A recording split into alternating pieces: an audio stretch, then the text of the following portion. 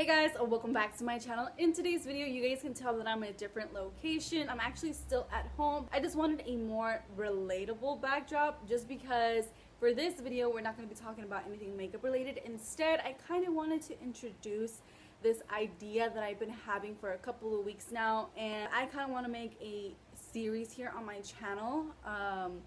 And basically what this series is going to be about is just all the experiences that I've had as a mother so far. This idea for this series actually was inspired due to the fact that when I was pregnant, I told you guys that I wanted to do weekly bump videos, and I did not come through with that. I failed completely, just feel really bad, and so to make up for it, I kind of had this idea to create this series where I tell you guys my experiences. I talk about my breastfeeding, I talk about my birth, I talk about everything else after. And I'm trying to keep it as unfiltered and as honest as I possibly can because not everything is picture perfect. So this is my first episode for this series that I have here. I have no idea what I want to call it.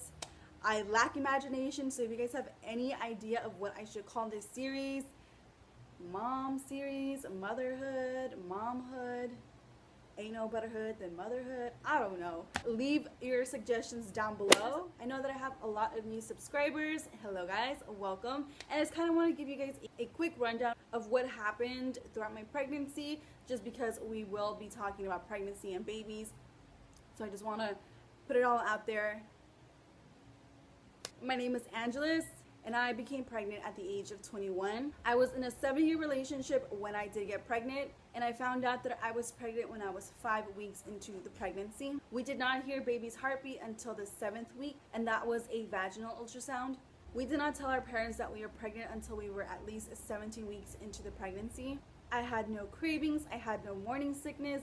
Honestly, the only thing I ever really experienced throughout my pregnancy were leg cramps, and that took place in the 3rd trimester. I was always tired, I was always burping, and I always had the hiccups. At 17 weeks, our doctor did tell us that we were having a girl, and then at our 19-week anatomy scan, they actually confirmed the gender, and we were actually having a boy. At 27 weeks pregnant, I took the 1-hour glucose test, and I ended up not passing. And at 28 weeks, I ended up taking the 3-hour glucose test and ended up passing. At 37 weeks, I was diagnosed with preeclampsia, and at this point into my pregnancy, I had gained a full 40 pounds. And at 38 weeks pregnant, I gave birth to a 6-pound, 14-ounce baby boy, making him 2 weeks ahead of schedule. A day after he was born, the doctors did tell us that he actually had jaundice, and when we were discharged to go home, we were able to take him with us, and we were also provided a UV Billy light, which he had to be in for 2 days straight. The first week home was very hard, just like as any new parent would experience. My breastfeeding start was very painful. As Osiah got older, I realized that I was actually dealing with postpartum depression, and I felt very ashamed. I did not speak about this with anybody. Osiah did not start eating solids until he was 6 months, and even then he didn't want to. He started drooling at 2 months and did not stop until he was 8 months old. His first 2 bottom teeth sprouted at 7 months, and then the top 2 front teeth did not sprout until he was a year old. And at 19 months old, he actually has almost all of his teeth. A lot of friendships ended, a lot of friendships started, relationships ended, relationships mended. We laughed, we cried, we argued. A lot of things went down for the first year of Osiah's life. And that is basically everything that happened throughout Osiah's first year of life. Now that you guys kind of have the overall of what happened throughout my pregnancy and after, I want to get into the first episode here that we have for this series. And for that, we're going to be doing a Q&A.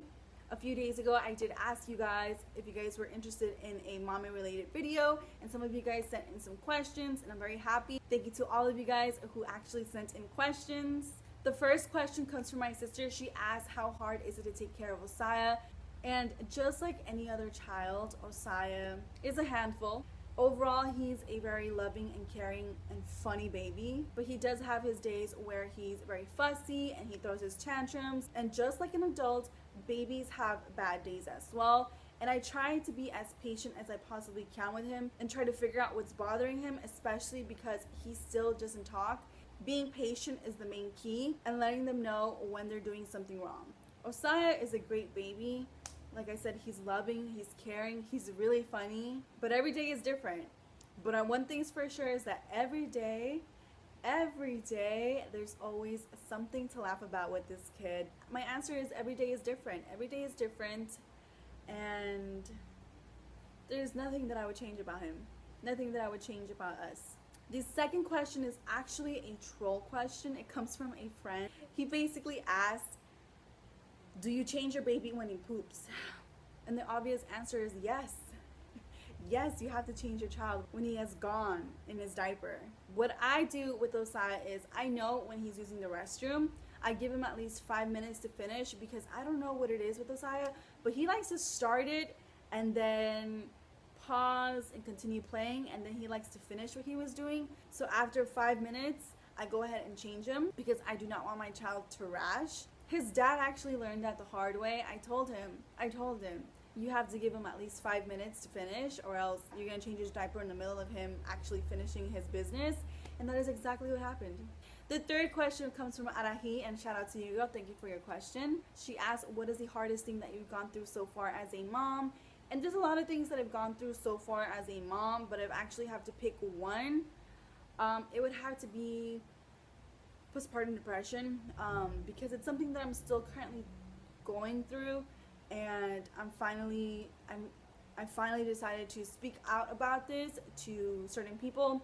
Certain people understand, certain people don't understand, and they think that I'm just crazy. But it's something that took a lot for me to admit to myself and speak about with other people. I was going through this alone when Osaya was a newborn. When a woman is affected by postpartum depression, her thoughts are all over.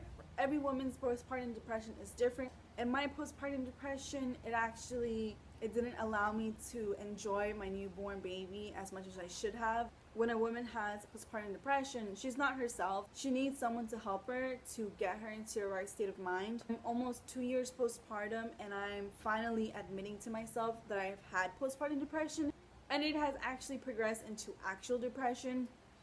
And like I said, I'm finally admitting that, and I now have professional help to help me out through this rut in my life. And this is funny because it's the first time that I actually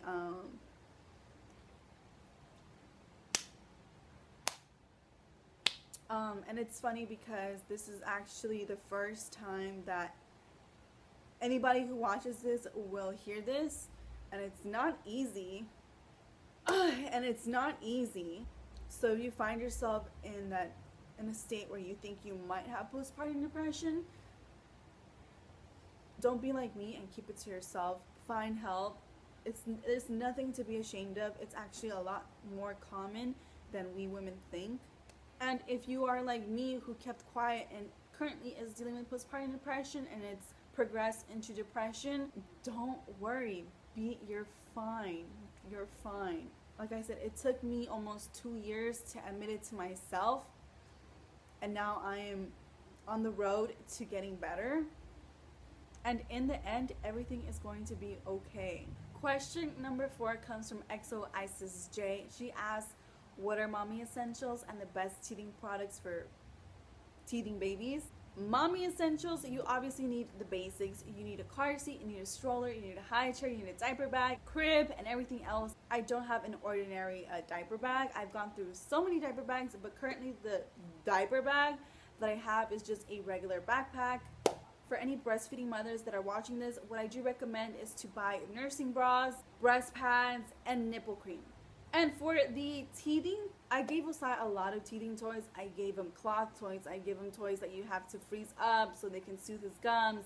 I bought him so many teething toys. But the one toy that I can recommend and vouch that Osai loved was this. It was a blue rubber toy, and the part that went inside his mouth actually had like grip. I don't know what it's called. I forgot the word for it, but it had like basically little spikes on it. Bristles is the word, bristles. So whenever he would place the toy and place the part that went into his mouth, the bristles actually scratched and soothed his gums, and he just loved that toy. He loved it. Unfortunately, I only bought one. I always had to disinfect it and wash it and then give it back to him because that toy was in and out of his mouth. It was in his mouth, it was on the floor, and it was just full of hair. So I just had to disinfect and wash it. I also recommend toys that you can run under cold water or just put in the freezer, anything cold. definitely will help the gums out. But the one thing that I did stay away from were teething gels. His pediatrician actually told us to avoid teething gels, but that is what our pediatrician recommended, and that is what I did. I didn't give him no teething gels just because you gotta look into the side effects. A lot of babies have a really bad reaction to teething gels and they turn purple, blue, green, and I was not taking that risk. So I suggest you talk to your pediatrician if you are interested in teething gels, just because side effects are real. And the last question comes from an old friend. She asked if I want more children. And the answer is yes, I do want more children. And I actually cannot wait until I get pregnant again, because I want to experience that again. Just experiencing pregnancy and knowing that you're creating life was very eye-opening for me. I really loved the experience. But I am very scared to get pregnant again, because I am just now accepting that I had postpartum depression, and I am very scared that if I have another child, I'm gonna get postpartum depression again, and it's gonna be even harder. So it's a yes and no, but I know it's gonna be a definite yes when the time is right, where I'm physically and mentally and emotionally ready to go ahead and carry another child. And that is it for the first episode here on this series on my channel. If you guys did enjoy this, go ahead and give me a like, or you can just simply leave a comment down below and let me know if this video was helpful for you. So that is it for this one, guys. Hopefully you guys enjoyed, and I'm just repeating myself now. So I will see you guys in my next one.